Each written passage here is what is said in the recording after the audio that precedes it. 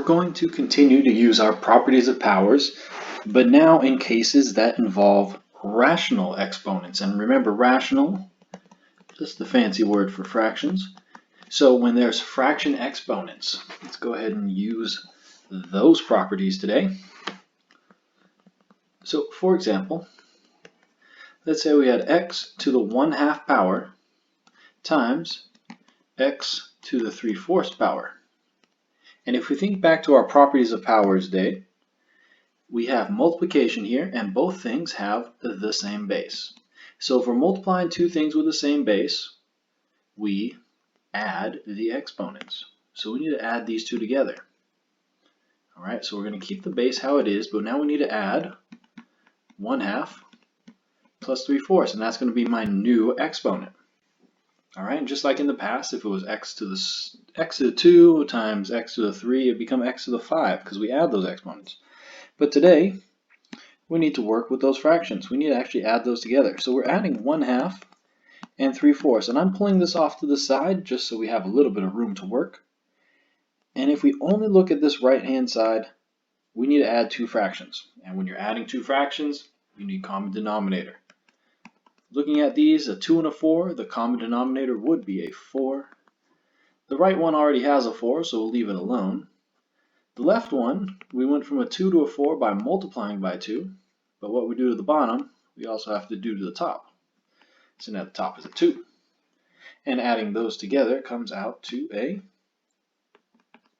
not a 7, 2 plus 3 is 5 over 4. So in the end, that's the answer to that part, but my final answer is x to the 5/4 power after combining those two together. So we're using both our rational rules and our power rules in order to combine these things together. Now let's get back to more complicated problems that we're going to see more often. 3x squared y to the 2/3 times 6y to the 1/5 x to the 3rd. All right. If it helps you, you can put parentheses around these. They're being multiplied. Basically, combine the ones that are the same. So that's a coefficient, the 3. The 6 is a coefficient. We need to multiply them together. 6 times 3, 18. So nothing really changed there. Now we have x's in both. So it's going to be x squared and x to the 3. And when you multiply those together, you add the exponent, so it's going to be x to the 5. And then finally, we have a y to the 2/3 and y to the 1/5. So I will have a base of y, but I need to add these two together. So maybe that's something we pull off to the side now. 2/3 plus 1/5. I need to add them, so I need common denominator. I can't change a 3 into a 5, but I can multiply those together and find out that the lowest common multiple would be a 15. So we're trying to get 15s on both of these. In order to do that, I multiplied this side by 5 on top and bottom, so top number is a 10. Over here, I multiplied by 3, so top number is a 3. So adding those together gives you a 13 over 15, and that goes connected with the y value, 13 over 15. And there we go. There is our final answer.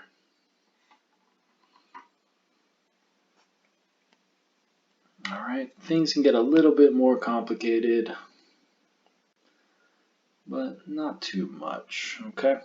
So let's move on to the next one. Let's say we had something with the parentheses. We had x squared, y to the 1/4, and z to the 3/4. And then outside of that, a 2/3. So we've seen problems like this before, where we take the outside number and we have to multiply it to every exponent inside. The 2, the 1/4, and the 3/4, because there's 3 pieces in there. We need to multiply it to all of those. So we will have all those base letters. So we're going to have x, we're going to have y, we're going to have z, but now they're going to have new exponents once we distribute this into all of those. So that's something, again, we can take out and work on the side. I've got a 2 here. I need to multiply it by 2/3. So 2 times 2/3. It kind of looks like the fraction stuff we've done. We can make this 2 into a full fraction by putting it over 1. But remember, when we're multiplying fractions together, we don't need common denominator, we just multiply across. So it's really just a 4/3. And that piece is going to go onto the x, so 4/3 there. And we just work it piece by piece. Now we're going to do 1/4 times 2/3. Both fully fractions. 2 times 1 is 2, and on bottom a 12. We can reduce that a little bit more to a 1/6.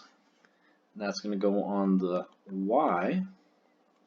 And we work our way, and now we're on to the z. 4/3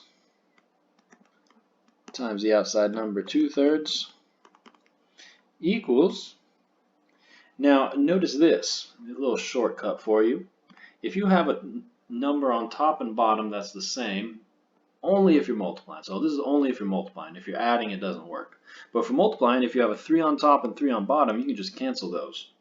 Now, so I just get to a 2/4, because now it's a 1 and a 1. Or that just becomes a 1/2. And that goes on to z. And just if you don't believe it, you can multiply this out fully. So 2 times 3 would be a 6, and the bottom would be a 12, and that still comes out to a 1/2. We're just saving you a little bit of time there. All right, so we're looking at using the same rules, but now we're adding fractions, multiplying fractions, so that's why we took that little side step from the previous lesson, and we're now rejoining it back with the exponent rules we had. So remember, if you multiply two things with the same base, you add the exponents, but if you have something outside of parentheses, you need to multiply that into every exponent inside.